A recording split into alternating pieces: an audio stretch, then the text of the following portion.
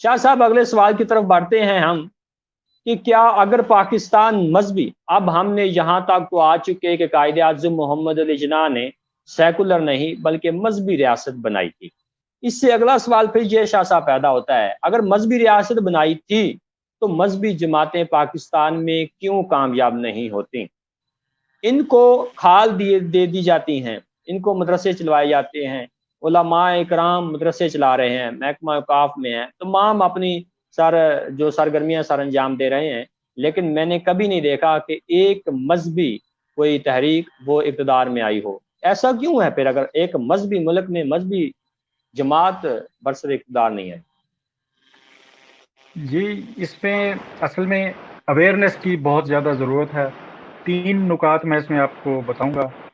پہلا یہ ہے کہ جو مذہبی پارٹیوں کا جو ووٹر ہے وہ تو زیادہ تر اپنی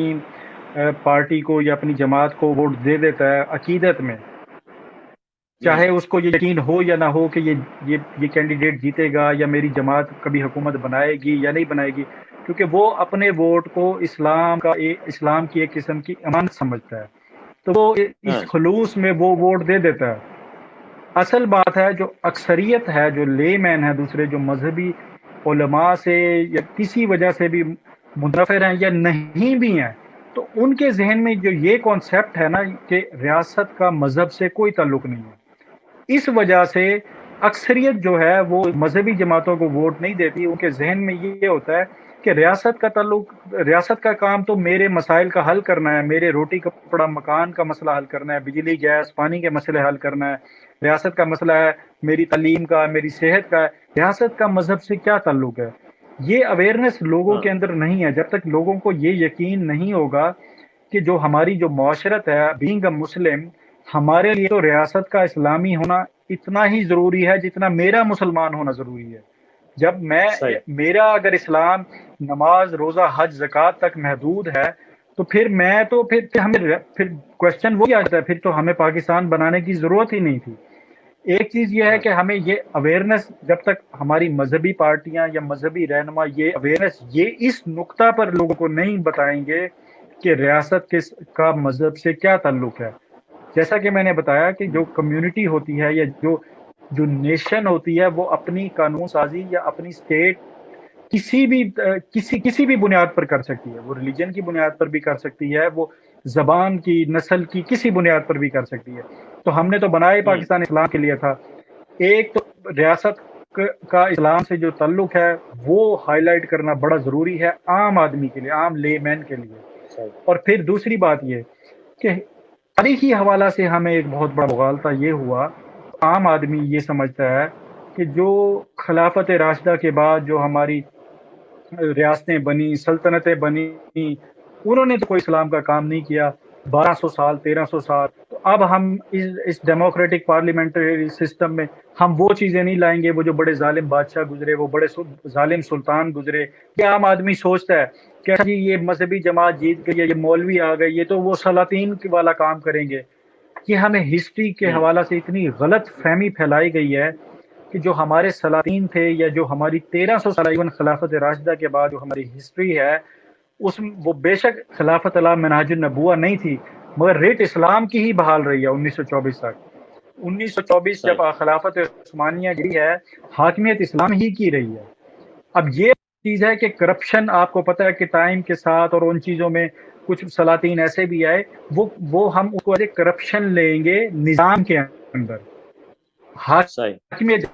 جیسے ہم کانسٹیٹیوشن آف پاکستان ہے نا، نافذ ہوا ہے، اب اس کے اندر کرپشن ہو رہی ہے، تو اس کو دلیل بنا کے کوئی یہ تو نہیں کہے گا نا یہ کانسٹیٹیوشن کو ہی ختم کر دو، کانسٹیٹیوشن نہیں ہونا چاہیے۔ تو لہٰذا کرپشن ضرور رہی ہے، مگر حاکمیت ریٹ اسلام کی بحال رہی ہے۔ ہمارے تمام سلاطین نے، ہمارے تمام بادشاہوں نے، ہمیں عام عوام کو یہ بتانا ہوگا کہ جب ہم ملوکیت کہتے ہیں نا، ایک تو اسلامی ملوکیت ہے نا جو خلافت علی منہاج النبوہ کے مقابل ہم جو کہتے ہیں کہ یہ ملوکیت ہے،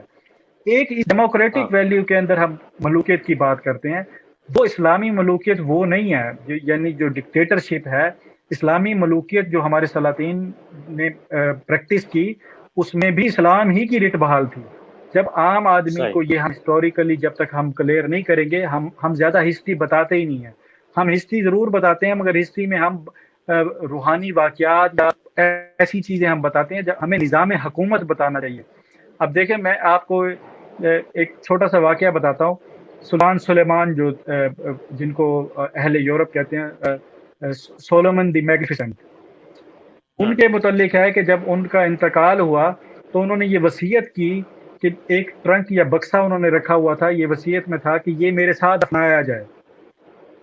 تو اس وقت کے علماء جو تھے وہ حیران ہو گئے کہ سلطان نے یہ اس میں سلطان نے پتہ نہیں اپنے ہیرے جواہرات رکھے ہوں گے، تو سلطان نے ایسی غیر شرعی وصیت کیوں کی؟ تو جو شیخ الاسلام تھے خلافت عثمانیہ کے، انہوں نے یہ فیصلہ کیا کہ سلطان کی وصیت کے خلاف ہم اس بکسے کو کھولیں گے، اگر اس میں کچھ غیر شرعی ہوا تو پھر ہم اس کو دفن نہیں کریں گے۔ انہوں نے جب کھولا تو وہ حیران رہ گئے، اس میں کاغذات بھرے ہوئے تھے سارے، اور کاغذات میں سارے وہ فتوے تھے جو سلطان نے شیخ الاسلام اور علماء سے لیے تھے، اور سلطان نے یہ لکھا ہوا تھا کہ میں یہ اس لیے اپنے ساتھ بنانا چاہتا ہوں تاکہ میں دلیل کے طور پہ اللہ کو پیش کر سکوں کہ یا اللہ جس دن میں تخت پر بیٹھا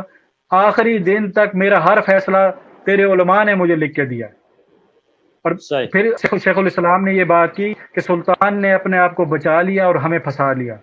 تو یہ ہمارے سلاطین کی ہسٹری ہے۔ ایک ہم ریاست کا مذہب سے کیا تعلق ہے یہ اویئرنیس دیں گے، دوسری ہم اویئرنیس تاریخی حوالہ سے دیں گے، تیسری ایک چیز اہم یہ ہے کہ